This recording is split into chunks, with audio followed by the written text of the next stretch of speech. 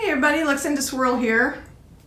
This is going to be a quick video. I am showing you basically the before of my craft room, which is about to undergo a little bit of change. Not a lot, but as you can see, I've sort of filled up all the walls. Almost. Here's the door. Here's just some of my glitter. This wall hasn't been filled yet because I tend to shoot art against this wall, so I'm trying not to fill it up. But then we get back to my closet, which is full of paintings and stuff, and then we're back to the work table that you see most of the time.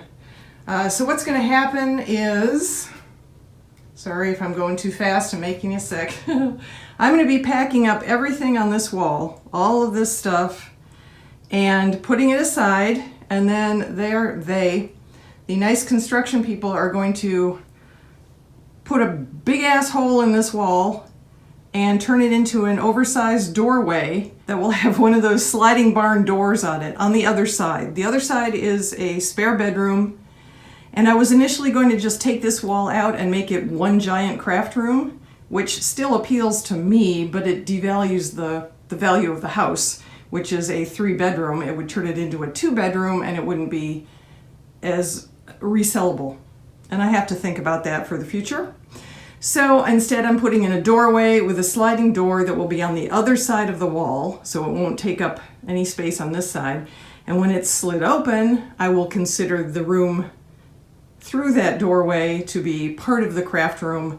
And if somebody ever, like, oh, I don't know, my son ever comes to visit me, then I can always close the sliding door and that will revert to a spare room that somebody like, oh, my son could stay in. Maybe someday. Maybe. So for right now, that's what's happening. This all starts tomorrow morning. They will be taking carpeting out, then punching through the wall, then moving some electric. As you can see, there's a lamp plugged into this wall, so it has electric in it, so we have to move the wires, basically. Yeah, and they'll be matching this flooring. I love my gray tile, wood look. Ceramic tile holds up to just about everything I can do to it. And they will be continuing it through the doorway throughout the next room and getting rid of the 25-year-old gross carpet that's in there now. So that will be a vast improvement. And that's it. That's all I wanted to show you. This is the before.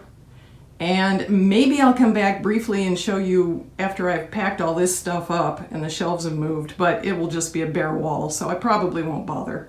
And then we'll come back maybe during construction so you can see the hole and the ripped up carpet and all that before, and then we'll have the big reveal at the end, which probably won't look drastically different from this, but because all this stuff will be back, except there will be more space between these shelves so that I can get through this fabulous new doorway. So we'll do all of that as the reveal at the end.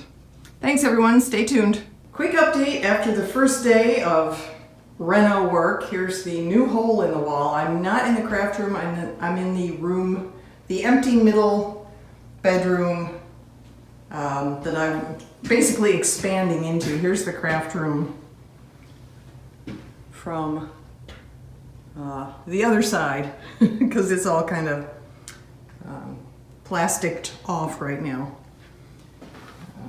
So sliding door will go here on this side, and they'll frame it obviously, and then I will be able to slide the door open and have some shelving with some more supplies in here so I can sort of expand into this room without completely obliterating the fact that it's a spare bedroom.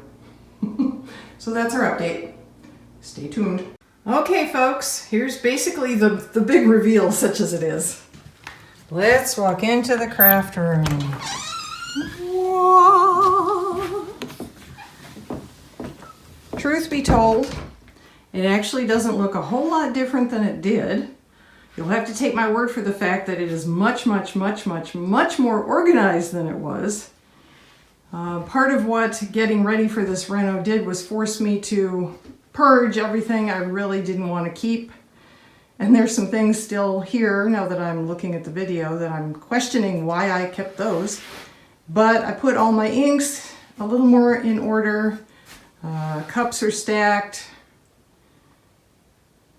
Paints are, well, they're still where they were. I haven't done much with my paints lately. But anyway, that's all that. And here is our brand new door. There was a wall here last time I showed this to you, and now there's a beautiful sliding barn door. So let's go through and see all the things I hope to do on the other side. Wouldn't it be funny if this were in black and white? Now that I open it up, it's in color, but it's not. No Wizard of Oz here. I confess, I have not unpacked everything yet. These are all the things that I packed up that I haven't needed desperately. These are some glitters that I've chosen to pack away because I'm not thrilled with them. I'm not going to go into whose they are. I don't talk about them much. That was before I started to understand that there are different classes of glitter. This is my spare bedroom bed. If my son ever comes to visit me, we have a pandemic now, so I'm not really holding him responsible for this. He can't help the way the world is right now. Someday maybe he'll get to use that bed. There's the sight back into my craft room, and this is all available space. That excites me more than anything else. This is all shelving space that I can use for supplies, craft projects.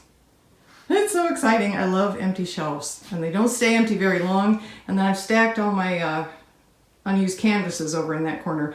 These blankets under the doors, this door leads to a closet that leads through on the other side of the closet.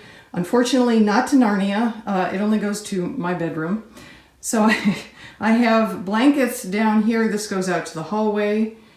And I put a blanket beneath every door where there might be any resin vapor, in spite of all my ventilation equipment and whatnot. I want to keep the house as resin free as I can. So that's how I do that. And eventually, this was the first part of the housing reno project. The next part will be to turn my carport into a garage. And then I can start doing my resin work out there. Here is some of my glitters. Here are some of my glitters. Here is a sampling of my glitter collection. I guess that's what I should say. I have a lot more stashed away. And not just those boxes I told you about over here. I have a lot more that I actually use that I have other places.